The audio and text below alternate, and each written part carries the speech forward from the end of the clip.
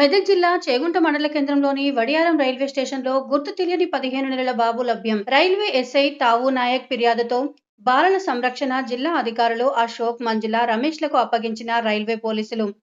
బాబు మహిళా శిశు సంక్షేమ శాఖ ఆధీనంలో ఉంటున్నట్లు తెలిపిన అధికారులు.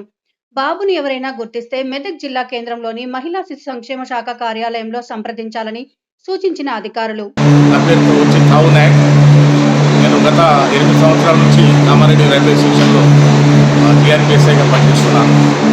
ఈరోజు రైల్ నెంబర్ 07577 కాచిగూడ నుండి మెదక్ పోయే ప్యాసింజర్ రైల్లో S9 కోచ్లో ఒక చిన్న పిల్లడు దాదాపుగా 15-16 నెలలు బాబు గుర్తు తెలియని తల్లిదండ్రులు ఆ కోచ్లో వదిలిపెట్టడం వల్ల ఒక రెడ్డిపేట గ్రామస్తుడైన భిక్షపతి అనే వ్యక్తి జామకాయలంతా రోజు మాదిరిగా కూలి పని చేసుకుంటాం.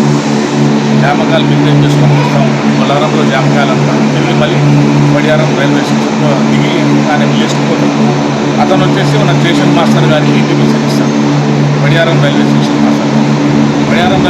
మాస్టర్ ఆ బాబు తీసుకొచ్చి తన సంరక్షణకు పెట్టుకోవడం జరిగింది. వడియారం రైల్వే స్టేషన్ మాస్టర్ మాకు ఫిర్యాదు చేయడం అటు ఫిర్యాదు మేము కేసు నంబర్ వచ్చేసి 139/2024 అండర్ సెక్షన్ 317 IPCగా కేసు నమోదు చేసుకొని పరిశోధన చేస్తున్నాం. బాలునికి సంబంధించిన తల్లిదండ్రులు ఎవరైనా గుర్తుపట్టి వచ్చినదో రైల్వే పోలీస్ ఎస్ఐ కామారెడ్డి గారికి కామారెడ్డి గారికి సంప్రదించవలసిందిగా కోరుతున్నాం.